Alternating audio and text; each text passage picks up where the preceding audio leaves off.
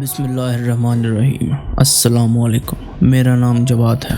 آج پھر سے ہم ایک پراسرار انسولوڈ کیس میں قدم رکھنے جا رہے ہیں، جو ایک اپنی نوعیت کا انوکھا کیس ہے۔ یہ کیس ہے جیمسن فیملی کی گمشدگی کے بارے میں، ایک حیرت انگیز کہانی جس میں عجیب و غریب رویہ، مرموز واقعات اور ناقابل حل سوالات ہیں۔ Let's start the video.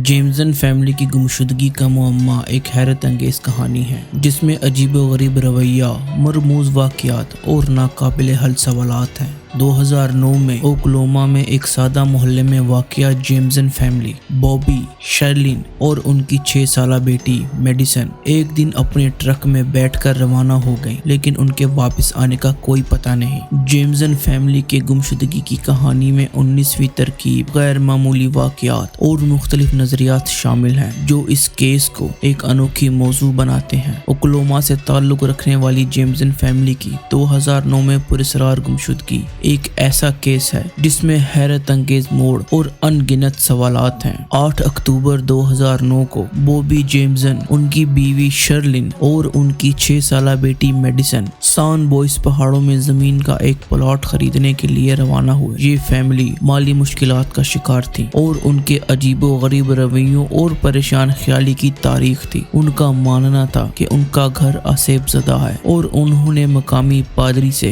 جنات بھگانے کے بارے میں مشورہ بھی لیا تھا۔ 8 دن بعد ان کا ٹرک لیٹمر کاؤنٹی میں لاوارث ملا۔ ٹرک کے اندر کی شناختی دستاویزات، والیٹ اور GPS موبائل فون اور $32,000 نقدی اور ایک ان کا کتا موجود تھا۔ ٹرک بند تھا اور جھگڑے کے کوئی آثار نہیں تھے۔ ان کے کوٹ اور دیگر ضروری اشیاء بھی پیچھے چھوٹ گئی تھی، جس سے ظاہر ہوتا ہے کہ وہ زیادہ دیر تک باہر رہنے کا ارادہ نہیں رکھتے تھے۔ اس پراسرار کیس میں مزید پیچیدگی پیدا کرتے ہوئے بوبی کے فون میں میڈیسن کی ایک تصویر ملی جس میں وہ کسی نشے کی حالت میں دکھائی دے رہی تھی۔ اس کے علاوہ ان کے گھر کی سیکیورٹی ویڈیو میں بوبی اور شرلین کو بغیر کچھ کہے گھر اور ٹرک کے درمیان متعدد چکر لگاتے ہوئے دیکھا گیا، جیسے وہ کچھ سامان منتقل کر رہے تھے۔ شرلین کی سابقہ دوست نے دعویٰ کیا کہ شرلین ایک جادوگرنی تھی اور اس نے جادوئی کتابوں کا مطالعہ کیا تھا۔ اس دعوے نے معاملے کو مزید پراسرار بنا دیا اور لوگوں نے مافوق الفطرت عناصر کے شامل ہونے کی قیاسرائیاں کی۔ جیمسن خاندان کے دوستوں نے بتایا کہ بوبی اور شرلین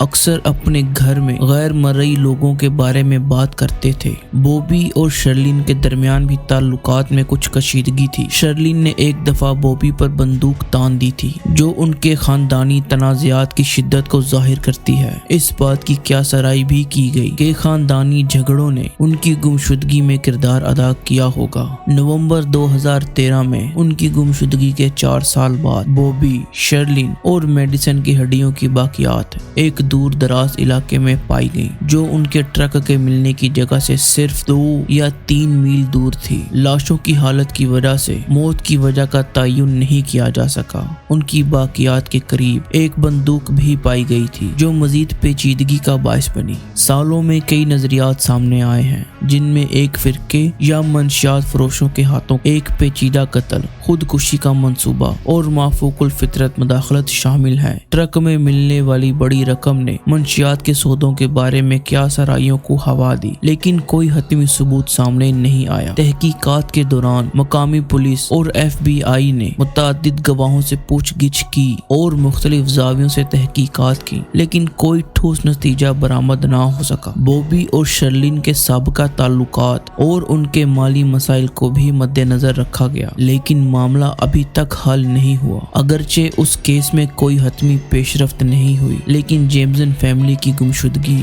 اور موت کا معمہ ابھی بھی تحقیقاتی ماہرین اور عام لوگوں کے لیے ایک پرکشش موضوع ہے۔ کئی ڈاکومنٹریز اور TV شوز میں اس کیس پر روشنی ڈالی گئی ہے، جس سے یہ کیس عوامی دلچسپی کا باعث بنا ہوا ہے۔ وسیع تحقیقات کے باوجود یہ کیس ابھی تک حل نہیں ہوا، جس سے جیمسن فیملی کی المناک تقدیر ایک دہشتناک معمہ بنی ہوئی ہے۔